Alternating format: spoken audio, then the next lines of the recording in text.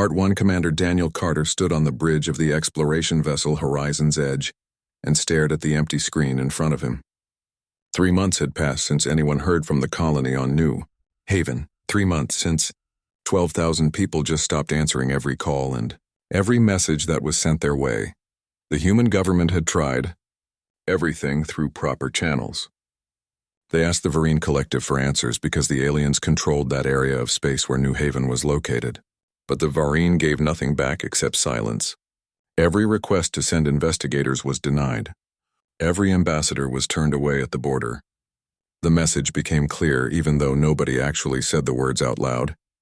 Lieutenant Sophie Martinez walked up to Daniel from her station, where she handled all communications. Her face looked pale and her hands shook. As she held out a small data chip toward him, we finally broke through the encryption on the last message from the colony, sir, she said in a quiet voice that barely carried across the bridge. Daniel took the chip from her with hands that stayed steady even though his heart was pounding hard inside his chest. He pushed the chip into the slot on his console. What played on the screen next would stay in his mind forever and haunt his dreams for the rest of his life. The video showed complete chaos everywhere. Colonists were screaming and running through streets that were burning all around them. Varine warships floated in the sky above with their weapon systems glowing bright as they charged up to fire. Children were crying out for their parents. Families got torn apart as they tried to escape. Then in the final moments of the recording, a woman's face filled up the entire screen. It was Colony Administrator Karen Williams, and her face had streaks of ash and blood running down it. "To anyone who receives this message, you need to know they betrayed us," she said with desperation in her voice. "The Varine promised they would protect us. Instead, they are killing every single one of us because we refuse to give up our mining rights to them. They want to erase us completely from existence. Tell Earth what happened here. Tell everyone you can find. Don't let them forget what the Varine did to us. Don't let them just move on and pretend this never happened. Don't let them get away with murder and genocide. Please, you have to remember us, and you have to make sure someone pays for what they did to our families and our children and our future that they stole from us. You have to promise me that someone will make them answer for all the innocent blood they spilled here today. Please don't forget about New Haven, and don't forget about all of us who died here. Make them pay for what they took from us. Make them understand that human lives matter and that you cannot just wipe out entire colonies without facing consequences. Tell our families back home that we loved them until the very end and that we fought as hard as we could. But there were just too many of them and their weapons were too strong.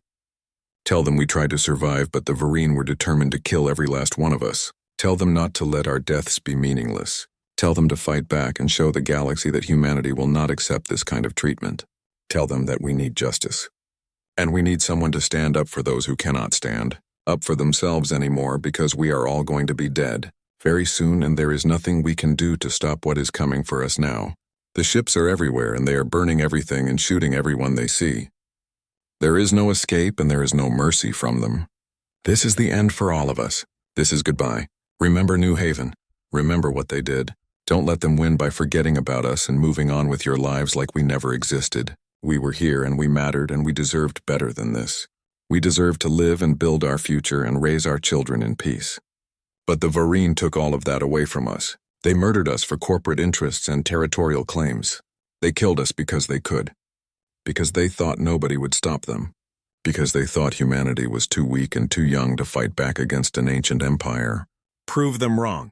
Show them that every human life has value. Show them that we protect our own. Show them that murder has consequences. Make them pay. Please make them pay for every child they killed today. For every mother and father and brother and sister. For every dream they destroyed. For every future they stole. Make them understand what they have done. Make them regret the day they decided to attack New Haven. Make them wish they had never heard of humanity. Make them fear what comes next, because we will not forget and we will not forgive and we will not stop until justice is served. This is Karen Williams signing off for the last time. Goodbye, Earth. Goodbye to everyone we loved. Remember us and fight for us, because we cannot fight anymore. The end is here, and they are coming through the doors now. I can hear the weapons charging outside. This is the last transmission from New Haven Colony. May someone avenge us. May someone make them pay. Goodbye. And then her voice was cut off as bright plasma fire consumed the entire broadcast station, and everything went black. Complete silence filled the bridge after the recording ended. Daniel could hear his own breathing coming hard and fast, Around him, every member of his crew stood frozen in place, with faces showing pure horror and burning rage. Lieutenant Commander Greg Phillips, who served as the weapons officer, was the first person to speak up. His voice came out barely above a whisper, but it carried total conviction. They killed them all. Every single person, men and women and children. They murdered 12,000 people in cold blood. Daniel felt his fists clenched tight. The Varine Collective was powerful and controlled dozens of star systems across their empire. Humanity was young in the galactic community, with barely 100 years of traveling between stars. Earth had maybe 24 colonies scattered across just a handful of systems. The human fleet was tiny compared to the ancient empires that dominated known space. But humanity had something those ancient empires had forgotten during their thousands of years of comfortable dominance and unchallenged power. Humanity remembered how to fight and how to survive, and how to make enemies pay. "Send this transmission to Earth Command immediately," Daniel ordered in a voice that came out cold and measured and completely under control. "Priority Alpha, Code Black. Tell them we need the fleet mobilized. All of it, every single ship." Sophie's eyes went wide with shock. "Sir, that is a declaration of total war against the Varine." "Yes." Daniel finished her thought. "That is exactly what it is, and exactly what they deserve for what they did to our people." Part 2. 3 weeks passed before the Galactic Council finally convened on the neutral station that orbited around Zentara Prime. Representatives from 47 different species filled up the grand chamber with their varied forms, creating a display of alien biology that looked almost beautiful. Some of them breathed oxygen, while others needed methane to survive. Some walked on legs, while others floated through the air or slithered across the floor. At the center of the massive chamber stood the human delegation, looking small compared to many of the other species. Ambassador Helen Rodriguez wore the formal uniform of Earth's diplomatic corps, but her eyes held no diplomacy or softness in them. Standing beside her were military, advisors, and legal experts who each carried data, tablets loaded with evidence of what happened on New Haven. The Varine delegation sat in their designated section, with their insectoid bodies draped in ceremonial robes that marked their status. High Chancellor Varix, who led the Varine Collective, regarded the humans with what might have been amusement based on the way his mandibles were twitching. Council Arbiter Zalthon called the session to order with a wave of his appendage.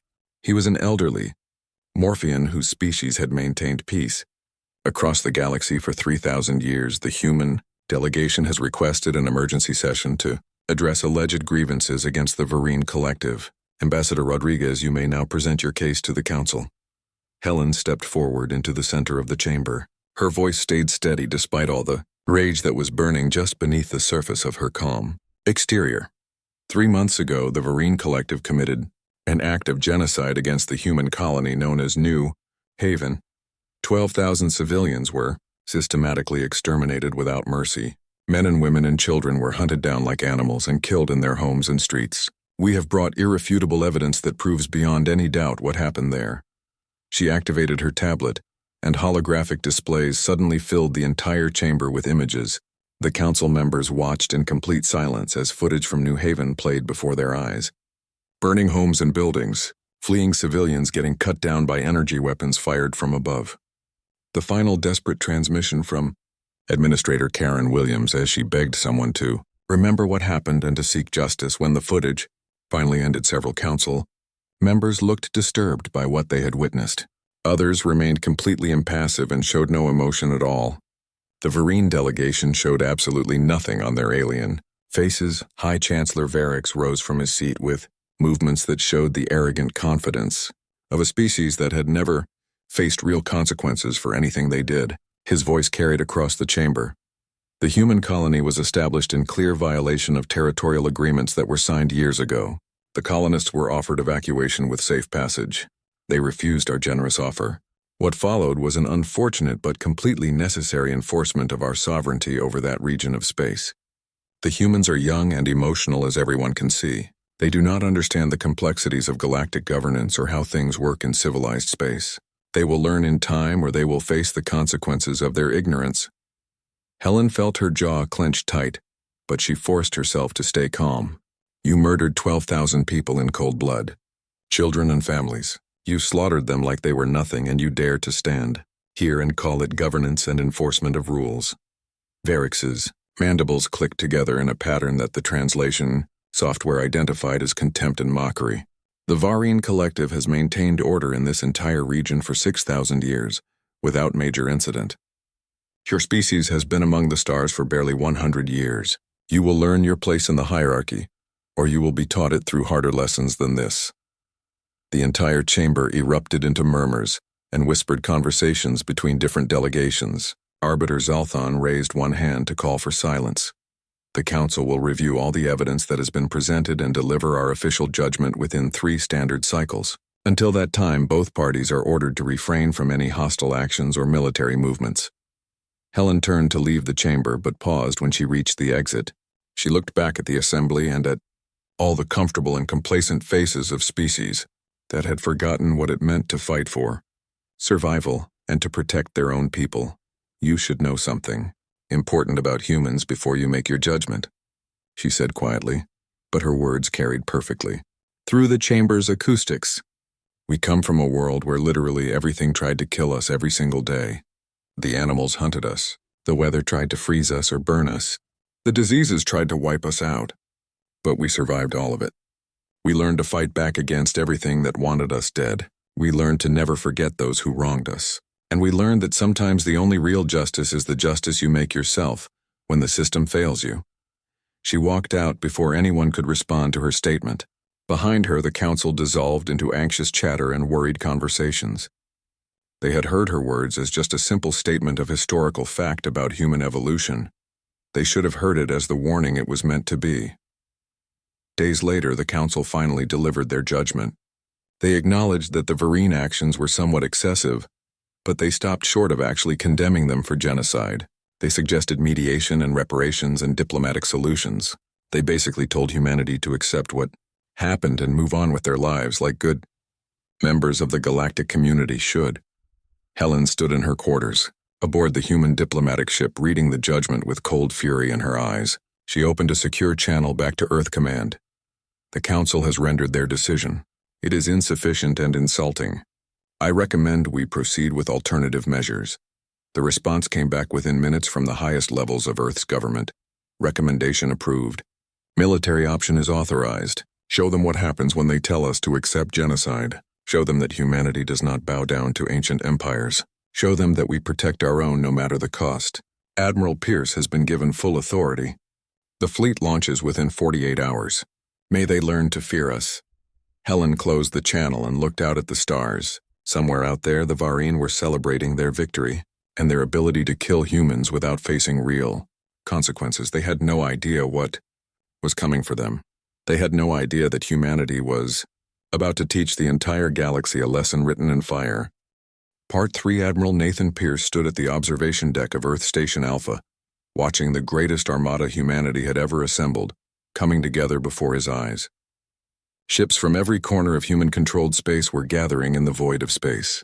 Battle cruisers and destroyers and carriers and support vessels formed a metal constellation that stretched for thousands of kilometers in every direction.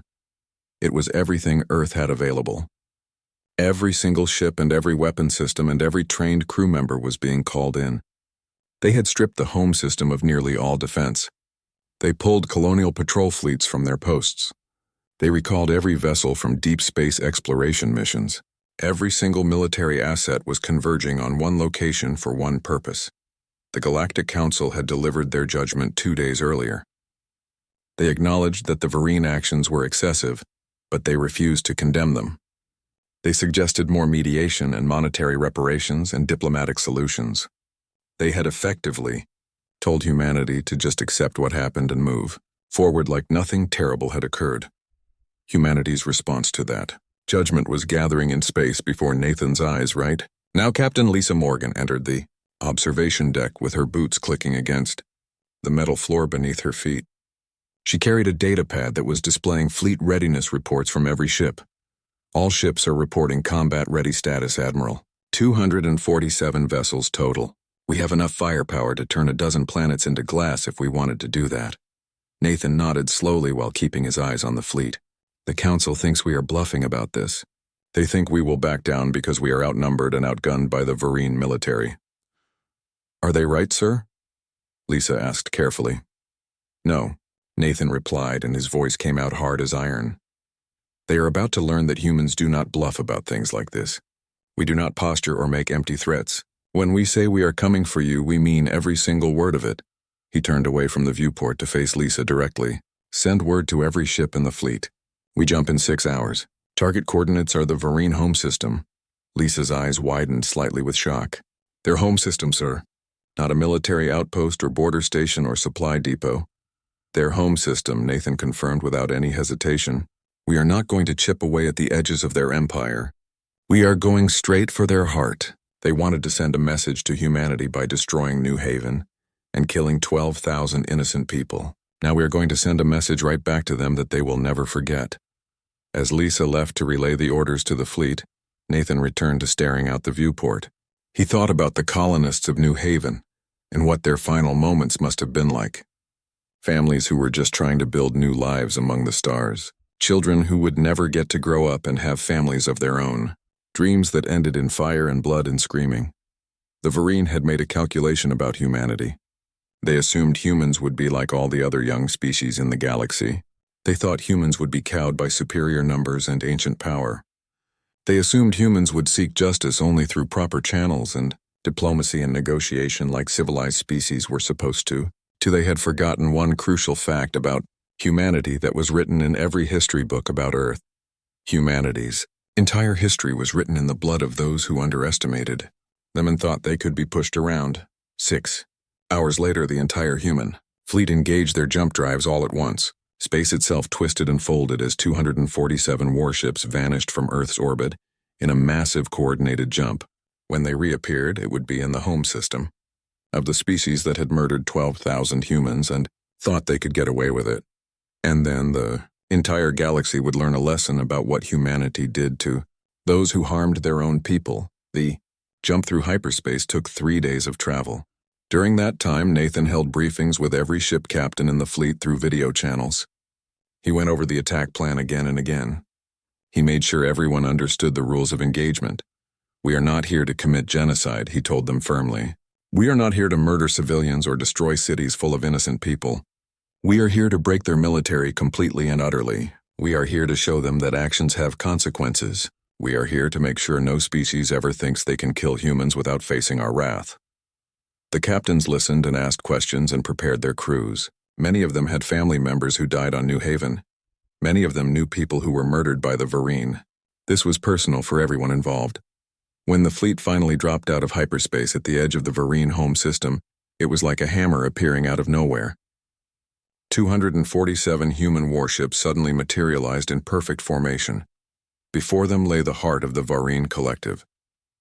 A civilization that was 6,000 years old.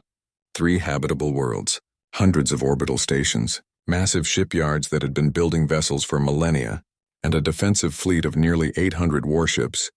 That was supposed to be completely invincible. The Varine fleet immediately began scrambling to intercept the human ships, but their response was slow and sluggish. They had grown complacent during thousands of years of unchallenged dominance. They had not fought a real war in living memory. Most of their ships were designed for intimidation and show rather than actual combat effectiveness.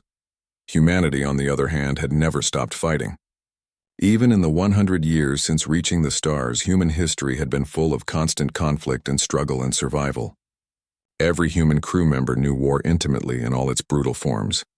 All ships move into battle formation Omega, Nathan commanded from the bridge of the flagship Retribution. Weapons are free to engage. Target their command vessels and orbital infrastructure first. Remember what they did to New Haven. Remember who we are here to get justice for. The human fleet split into 3 separate attack groups, with each one targeting a different approach vector into the system. The Varine defensive line moved ponderously to intercept them. Their larger numbers were meant to overwhelm the human ships through sheer mass and volume of fire. They never got the chance to use that advantage. The first human attack group tore through the Varine, left flank like a hot blade cutting through paper. Kinetic kill weapons, which were the oldest and most reliable technology in human military arsenals, struck with absolutely devastating effect. The Varine had advanced energy shields designed to deflect laser weapons and plasma cannons, but the simple concept of accelerating chunks of metal to relativistic speeds proved brutally effective against them. Varine cruisers exploded in brilliant flashes as tungsten penetrators punched straight through their hulls. Defensive stations disintegrated under sustained bombardment.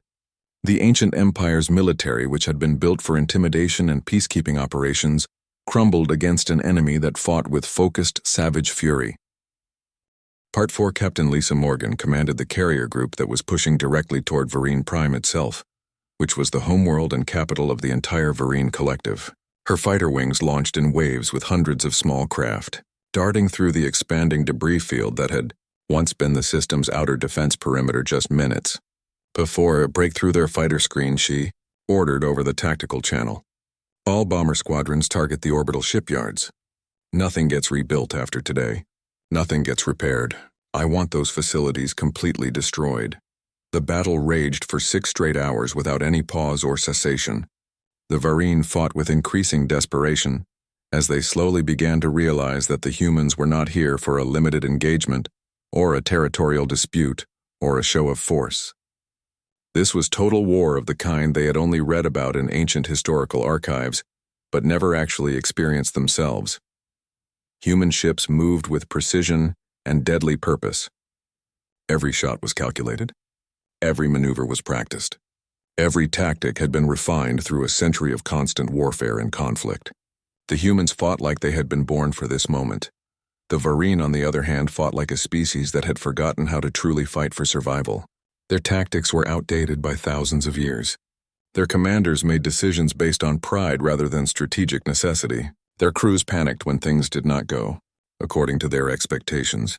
When High Chancellor Varix attempted to broadcast a plea for ceasefire from his command, bunkered deep beneath the surface of Varine, Prime Nathan immediately cut him off before he could finish even one sentence. You were given a chance to answer for what you did to New Haven through proper channels. You were given every opportunity to face justice peacefully. You chose contempt and arrogance instead. Now you will answer to this fleet and these weapons.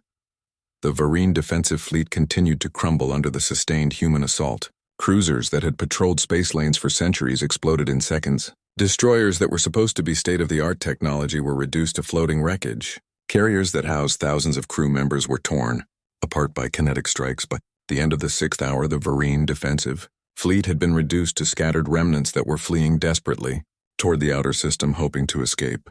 Every orbital station had been destroyed or captured by boarding parties. The massive shipyards that had built vessels for 6,000 years of continuous operation were now nothing more than expanding clouds of debris and molten metal. But the human fleet did not bombard the planets below. They did not rain fire down on civilian populations. They did not target cities or population centers. The ships held position in orbit around all 3 Varine worlds with their weapons locked and ready, but not firing on anything except military targets. Nathan opened a broadcast channel to the surface of Varine Prime. His image was transmitted to every screen on the planet below so that billions of Varine citizens could see his face and hear his words. People of the Varine Collective, I want you to understand what has happened here today. Your leaders ordered the complete extermination of 12,000 human civilians on the colony world of New Haven. Your High Chancellor said it was necessary. He said it was proper governance. He told you that humans were emotional and weak. He promised you would never face any consequences for what was done in your name. Nathan paused to let his words sink in as billions of eyes watched him from the surface. He lied to you about all of it. We could destroy your worlds right now with the firepower we have in orbit. We could do to you exactly what you did to New Haven. We could rain fire down on your cities and kill your children and burn your homes. But we will not do that.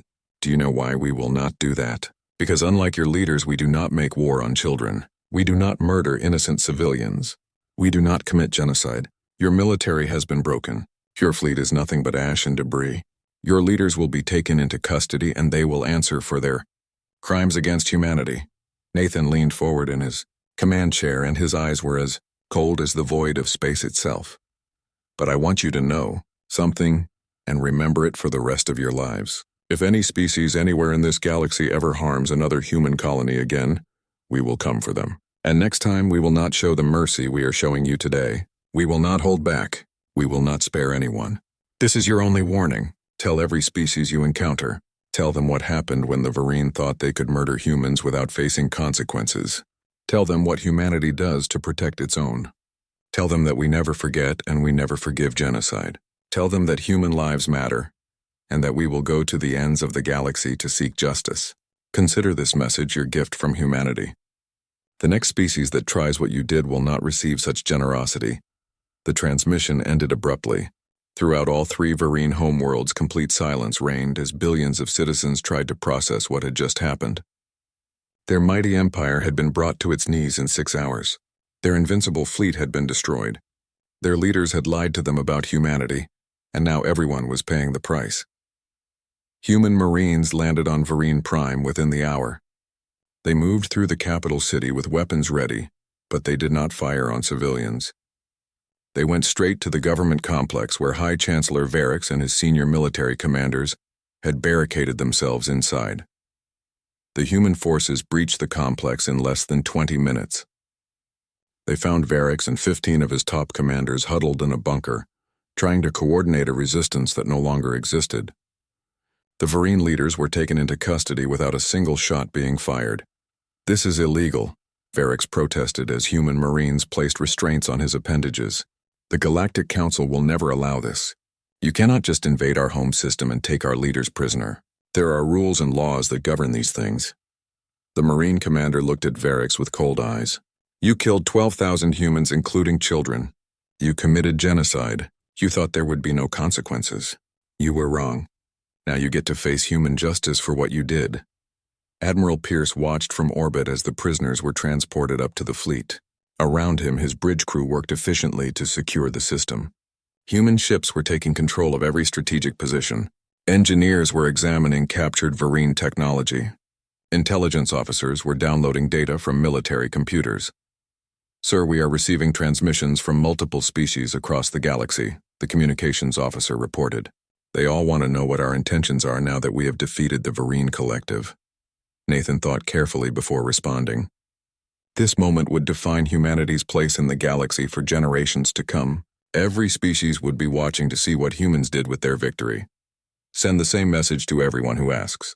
Tell them humanity seeks only justice for crimes committed against our people. Tell them we have no territorial ambitions. Tell them we want peaceful relations with all species. But make sure they understand one thing above all else. If anyone harms humans again, we will respond with overwhelming force. We will cross any distance. We will overcome any obstacle. We will never stop until justice is served. That is the guarantee we make to our own people and the warning we give to everyone else. The message went out across the galaxy. Species that had existed for thousands of years suddenly found themselves reconsidering everything they thought they knew about the young human civilization. Part 5. 2 weeks after the Battle of Varine Prime, the Galactic Council convened once again in their grand chamber.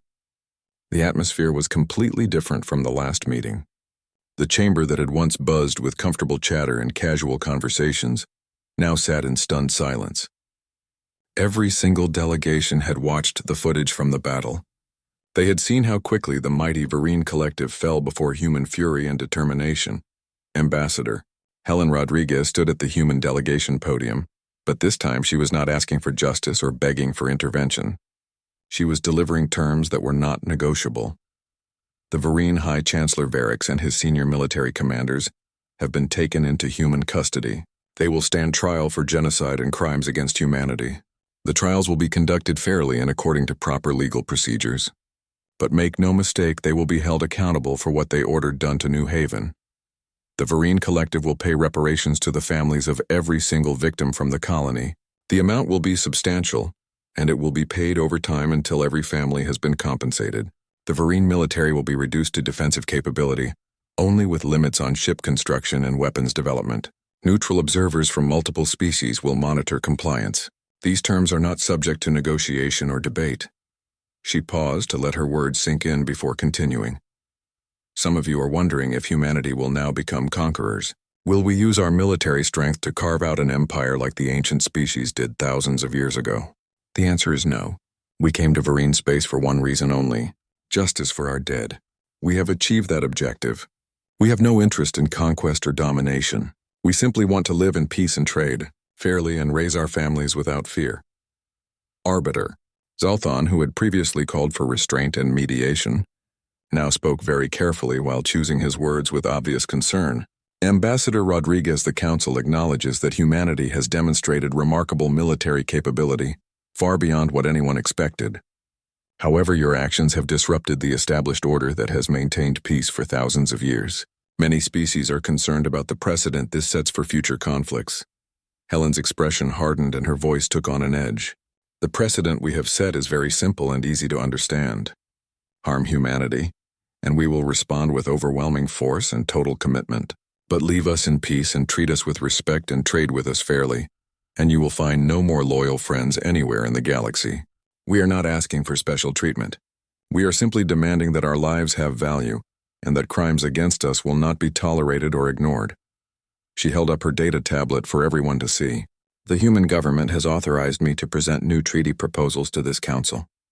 These include fair trade agreements that benefit all parties, mutual defense pacts for any species that want them, and most importantly, a unified response protocol for genocide and mass atrocity crimes. Never again should any species be able to exterminate another without facing consequences.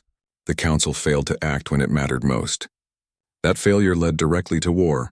We can prevent that from happening again if we work together. The chamber erupted into murmurs and side conversations between various delegations. The Draknor representative, whose species had often clashed with the Varine over the centuries, was the first to speak up in support. The Draknor Confederacy supports these proposals fully. We have argued for years that the Council's mediation approach enables the strong to prey upon the weak without fear. This must change if we want real peace. One by one, other species added their voices to the discussion. Some supported the human proposals immediately. Others wanted modifications or clarifications. A few remained silent and skeptical. But everyone recognized that the balance of power in the galaxy had fundamentally shifted. Humanity had not sought dominance or empire, but they had proven beyond any doubt that they would not be victims. The vote took 3 days of debate and negotiation.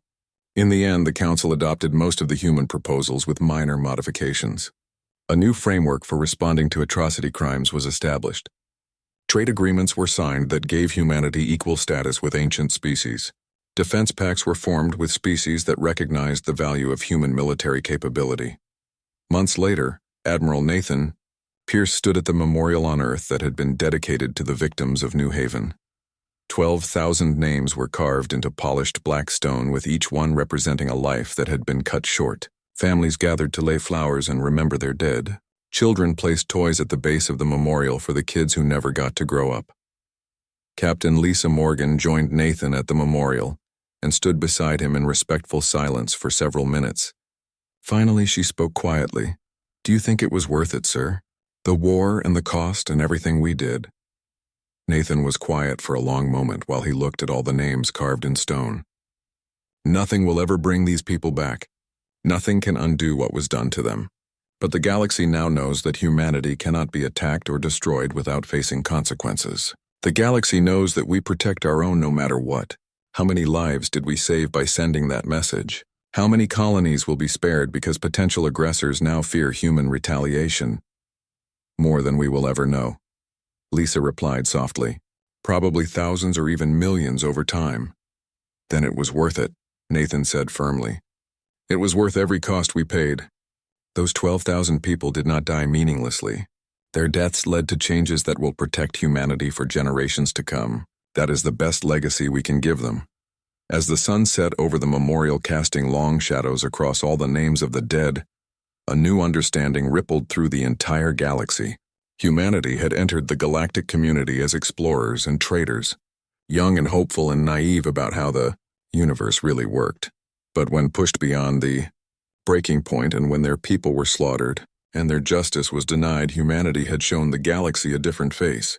They had shown the face of a species that was forged in Earth's brutal crucible of survival, a species that never forgot those who wronged them, a species that would cross any distance and overcome any obstacle to protect their own. The Varine had thought humanity would accept diplomatic platitudes and empty apologies. They had thought humans would behave like other young species and accept their inferior position in the galactic hierarchy. They had thought genocide would go unpunished. because the council was too weak to act. They had been completely and utterly wrong about everything. Instead of acceptance, humanity had sent a message that was written in fire across the void of space. The message burned itself into the consciousness of every species in known space. It would be remembered and repeated for thousands of years to come. The message was elegant in its simplicity and terrible in its implications. We are human.